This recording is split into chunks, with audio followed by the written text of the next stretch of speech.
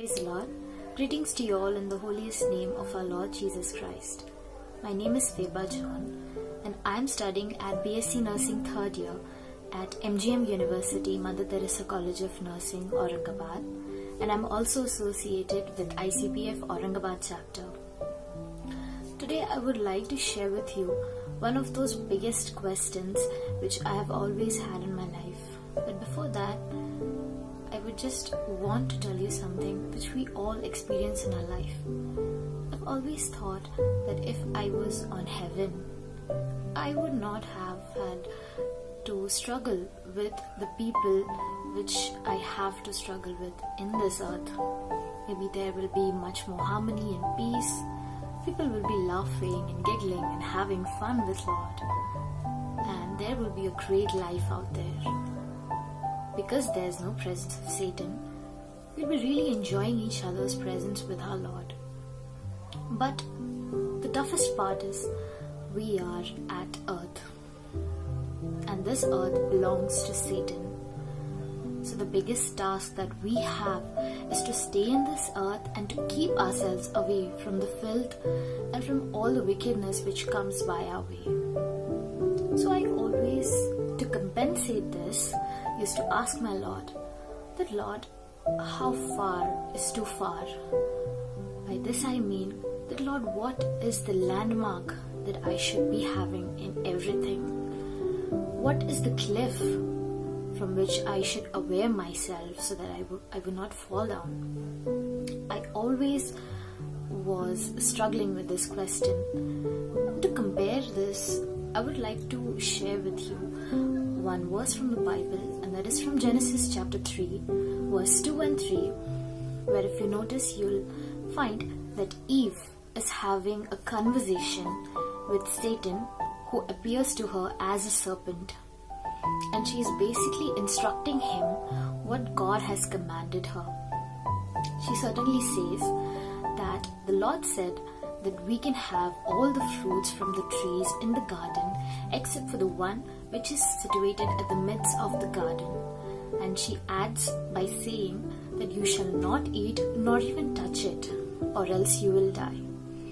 So through that statement we can always come to a conclusion that she has a kind of a fear in her heart that yes, certainly God has commanded this and she has to follow it.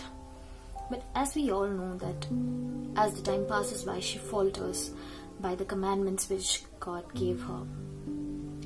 So this is what I always used to think, that yes, my Lord is gracious and He's so loving and caring. But at the same time, it's a fact that He's also a consuming fire. I used to think, being a believer, it's so hard for me to stay in His presence. How will He forgive me as He's a consuming fire? I need to be very thoughtful in all my ways, in all the things which I do, in the way I react with people, in the way I conduct my life. And this is what my Lord has answered me. It's always wise to stay away from the cliff rather than standing on the cliff and be scared of being fallen. So what I came with the conclusion was, it's always some of our unwise decisions, some of our unwise thoughts which lead us to doing something wrong.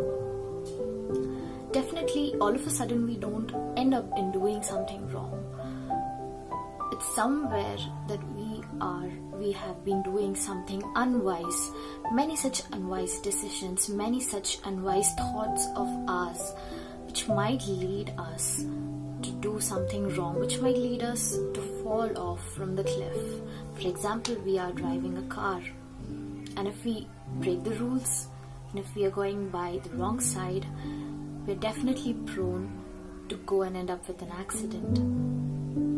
And because it was our unwise decisions to not follow the traffic rules, by not going at the right way, we end up getting an accident. This is what I learned from this thought of mine, that it's always better for me to take the wise decisions and not let myself go and fall into taking up a lot of unwise decisions and then ending up doing something really wrong. But for this, it's just not possible for me alone. I don't pray, or we should not pray to God saying that, Lord, I would never end up doing anything wrong, but I rather would pray that, Lord, help me to take all the wise decisions according to your will, so that I may not end up into doing a lot of unwise things and going and ending up into something really wrong. And this had really helped me by not praying, by not having confidence on myself, on not doing wrong, but rather to keep my trust in Lord and to ask Him to lead me so that I may not end up in something doing really wrong. I hope this will also help you in your spiritual life as well. Thank you.